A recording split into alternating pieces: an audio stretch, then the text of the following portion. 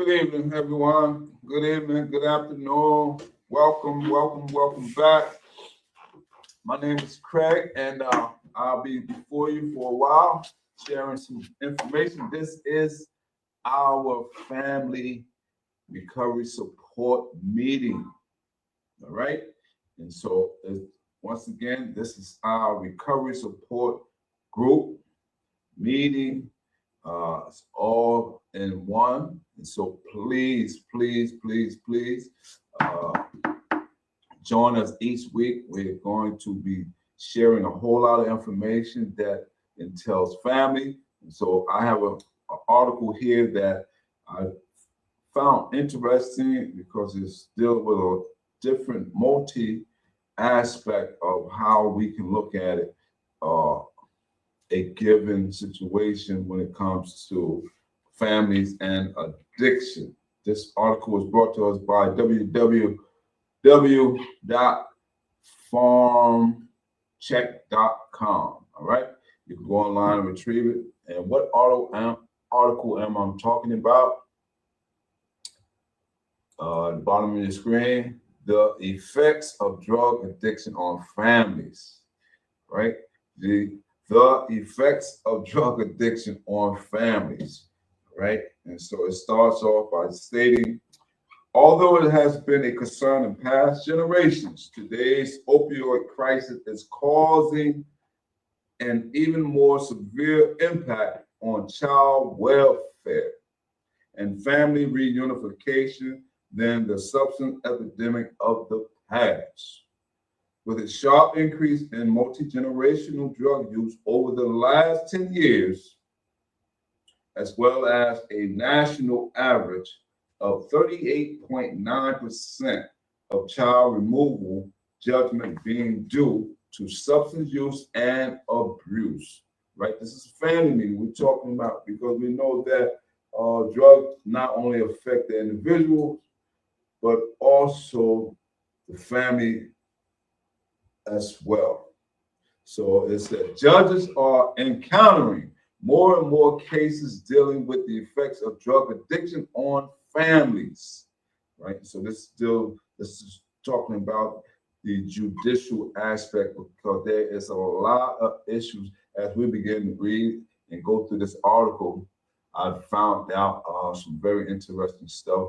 Whereas because a lot of time when drugs is being consumed, oftentimes there are some type of altercation, crime, incident, neglect, a whole host of things. And so this article is going to touch on some of them, not saying all of them. So it says judges are encountering more and more cases dealing with the effects of drug addiction on families.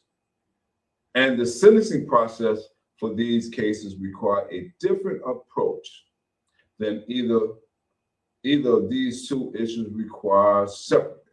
The effects of drug addiction on families are numerous and complex, right? For court rulings and sentencing procedures, these effects play a crucial role in determining treatment plans, punitive sentences, and recovery processes. Right? There's three aspects. It says treatment plans, that's number one. Punitive sentencing, two. And recovery processes, plural, that's three. Every aspect of a drug-related child welfare case must be considered carefully in order to provide the most effective treatment and recovery options for parents with substance use disorder, right? So a lot of times, sometimes we run into situations where people who need to go or who wants to go to residential treatment, and due to the time frame in which most residential treatment requires, based upon your insurance, oftentimes it ranges from 5 to 7 days detox, and I believe 28 to 30 days residential. But if you have private insurance, you may be have a longer, or if you want to do long term. But if you have children involved, now that can be really sticky, because now you're saying, I want to get help, but I can't leave my children.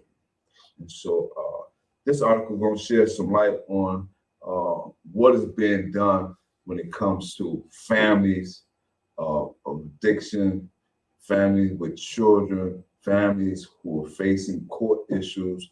And we're going to try to find out what are some of the navigational or resources or treatment plans, as this article talks about, or punitive assistance and recovery process that can be rendered to someone who's facing this type of situation. All right. And so let's go on to the first topic of discussion. And that is, what are the effects of drug addiction on families? What are they? Since drug addiction typically starts with other environmental, emotional, and social stressors, they frequently demonstrate multi-generational patterns. In fact, children with at least one parent with a drug addiction or substance use disorder are far more likely to struggle with emotional, behavioral, and substance use problems in the future. Much of this stems from the decreased inability of parents to respond appropriately to attachment needs during childhood development, such as food, housing, financial support, emotional needs, emotional availability, etc.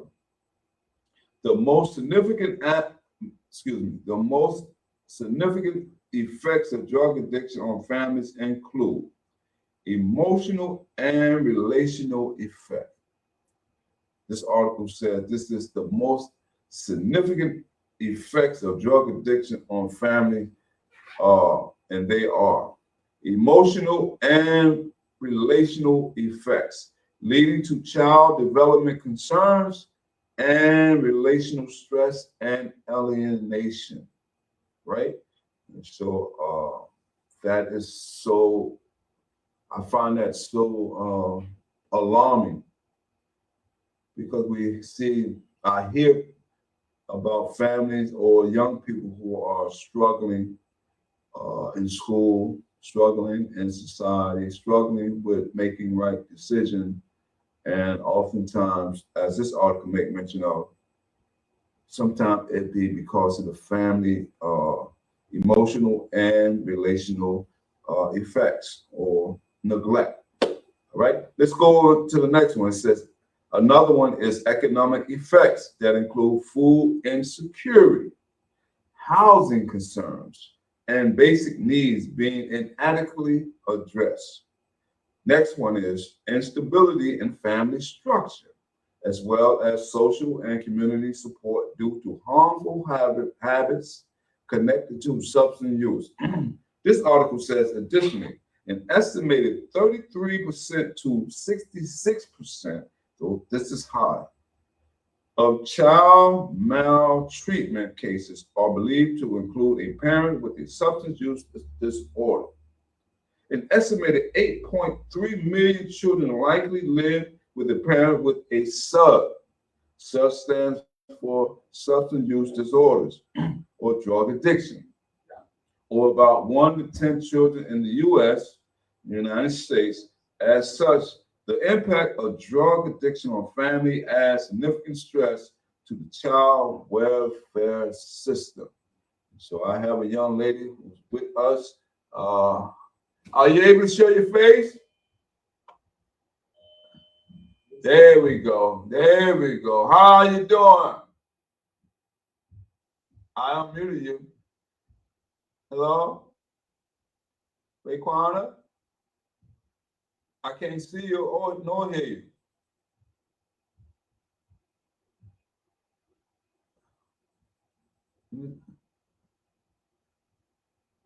Oh, something happened. All right. So we're going to move on. We're going to keep, maybe she'll come back. Hopefully, that's the goal. Next, we want to talk about, there you go. I can't see your face. Can you move the camera? Well, I want to know if that's you or not. Raekwon. Hello? Yeah, you have to be on the screen, please. That's all. Can't see you. There we go. You all right? What's going on? I can't hear you. Oh, it ain't working? No, I can't hear you.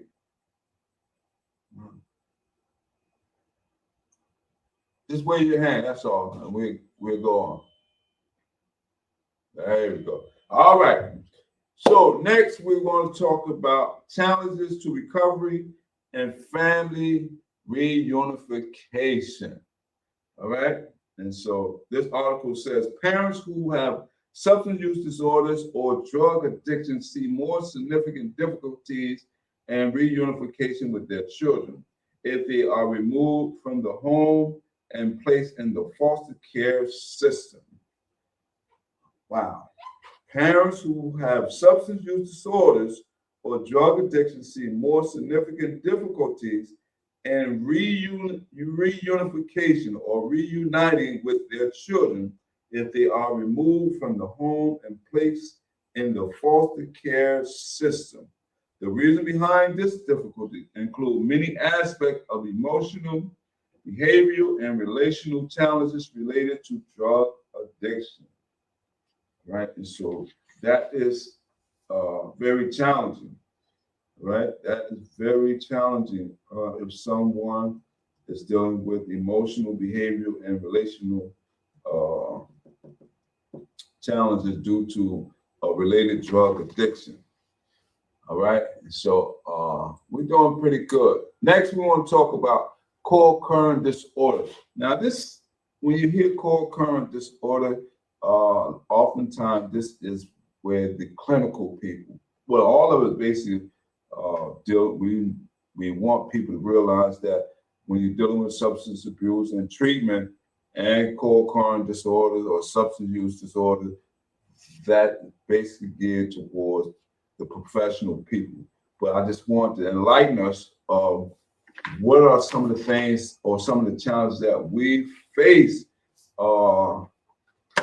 in the community that have addiction related issues, and especially when there are children involved, because that can really traumatize a child who may be in the foster or faced with going to a foster care, or parent going and being incarcerated, and the connection can be severed for some time if we're not aware of what's going on. Now, co-occurring disorder, that this article will let us know what that is.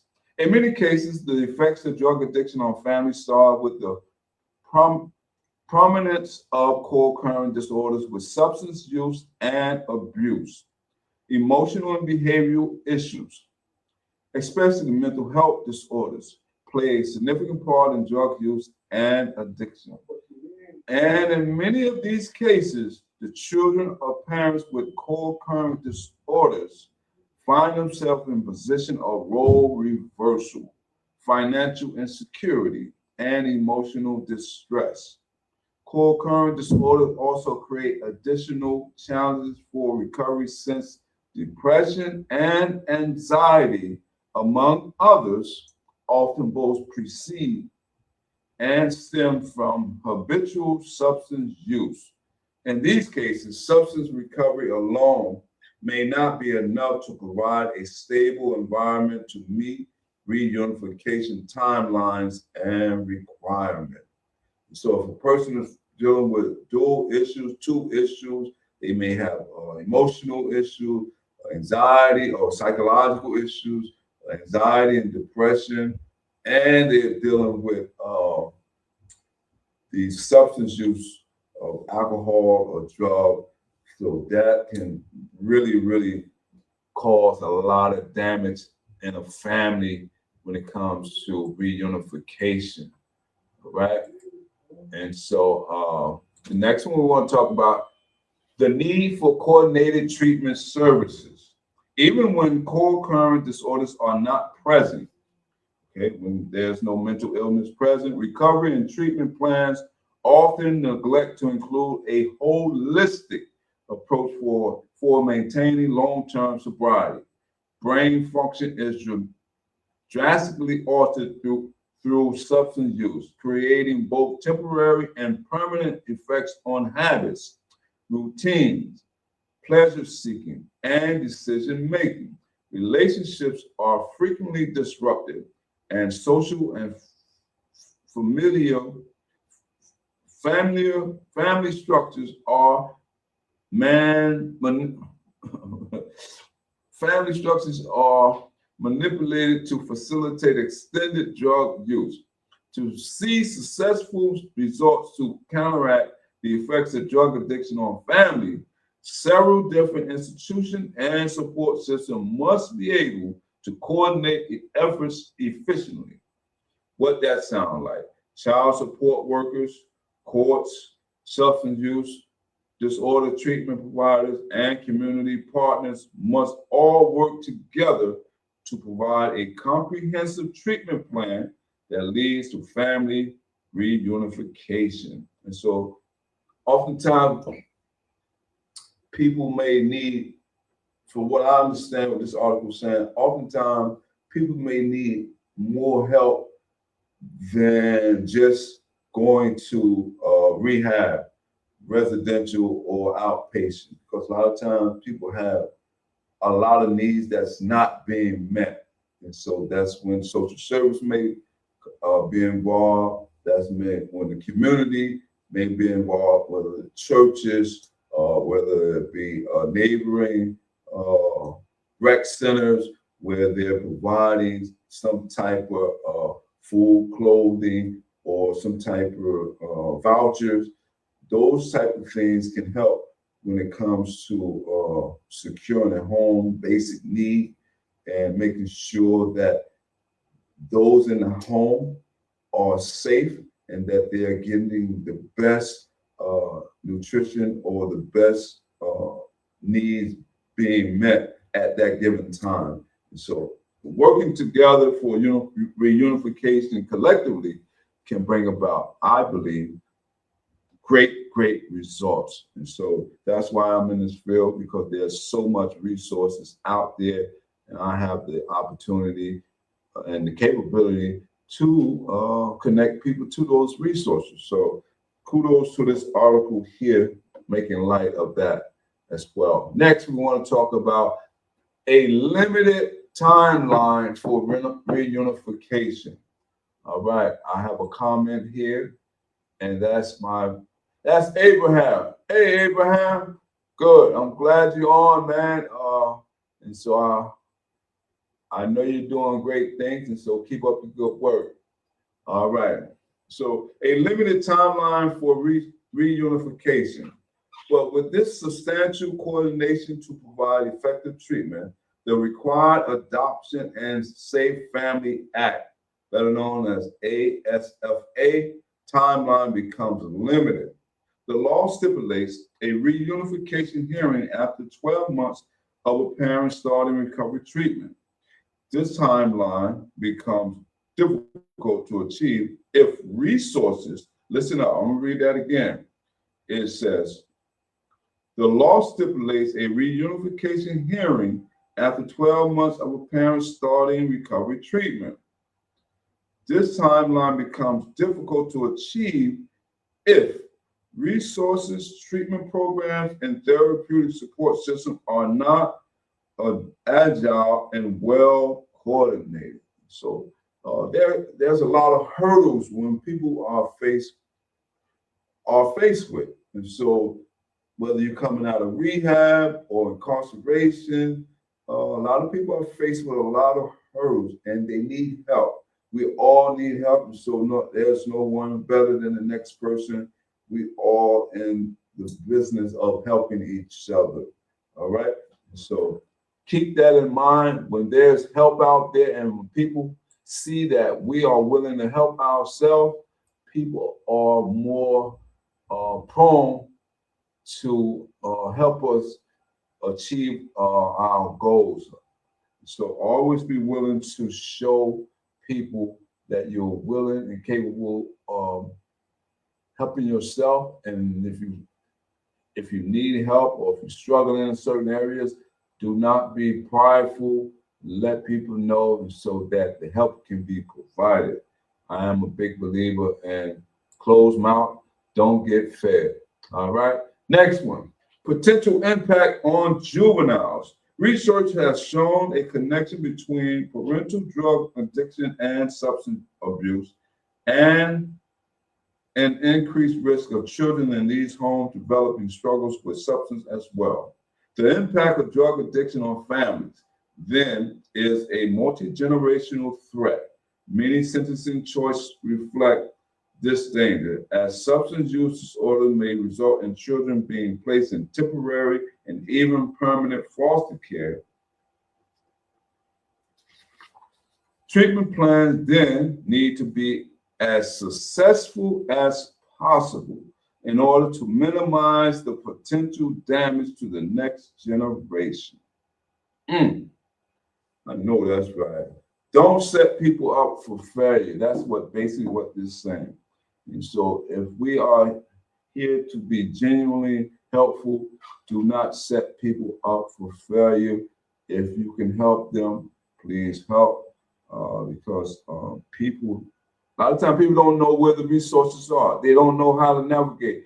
And so it's not that they lack intelligence or anything. It's just that a lot of times when it's not in our face, so a lot of times we may have to do what we call networking. All right. And so part of networking is, hey, I know so and so.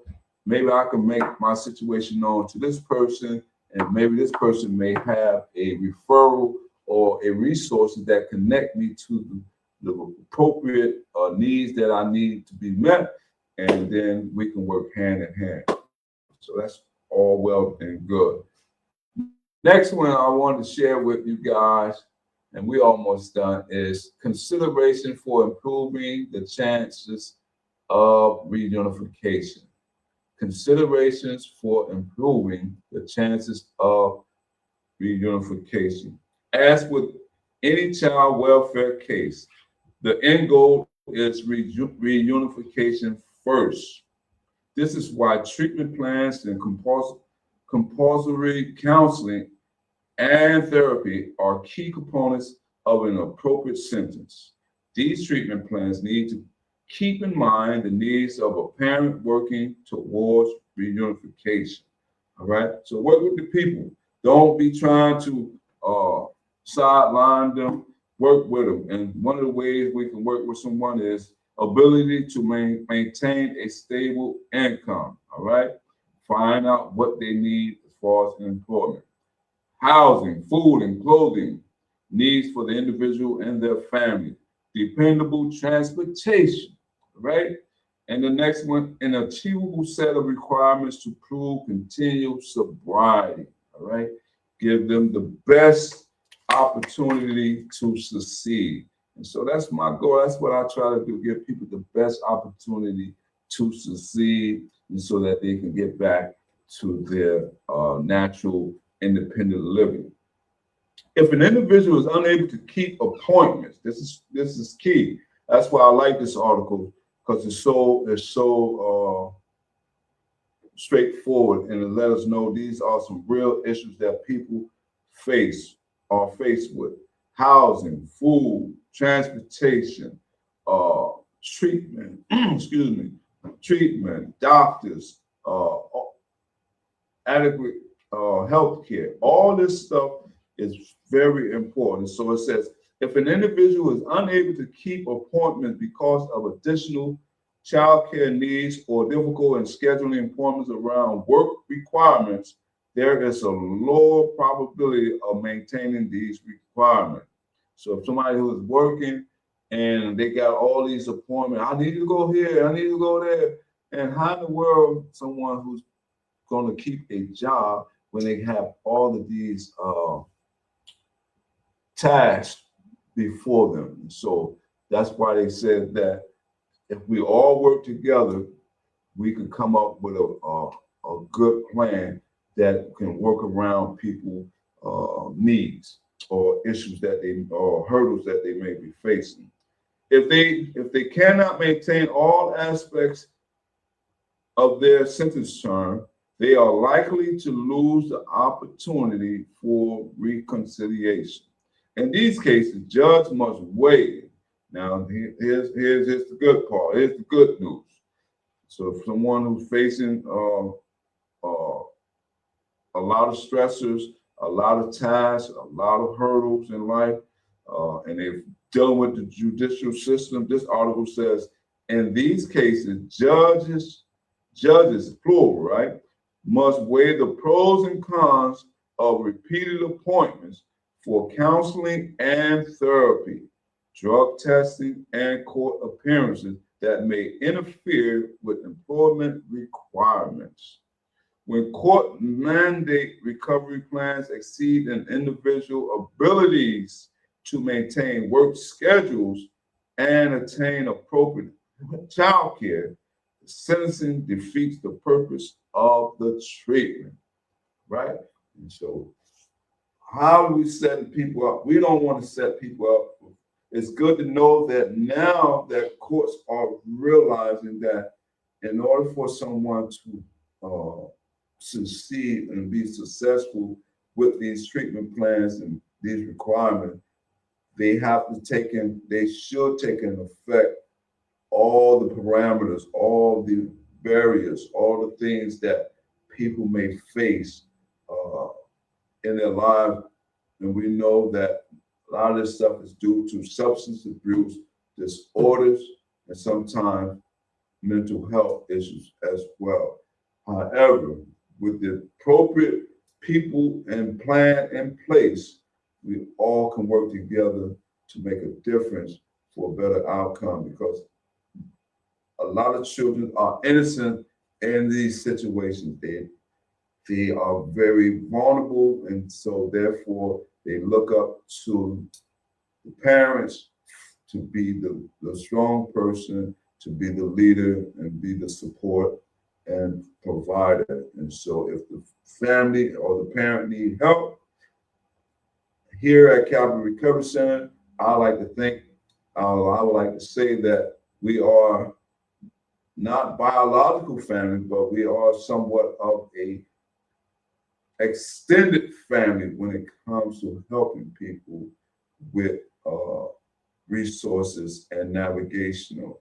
All right. Until the next time, I hope this information has been considered, taken into some type of consideration, and just be aware if you need help, please, and if let somebody know, and just let people know. Be honest. Say, hey, listen, I'm struggling in this area. I need help. And a lot of times, you get the right person, they will work with you. And so I hope everyone stays safe, and I hope you join us next week as we talk about families dealing with and how to bring about some resolve with addiction, whether it's alcohol or drugs. All right? Raekwon, I'll see you on the next time. Let me get a wave out you. All right, then. Take care. Abraham, take care. Be safe. All right. Enjoy. All right, everybody. Be safe out there.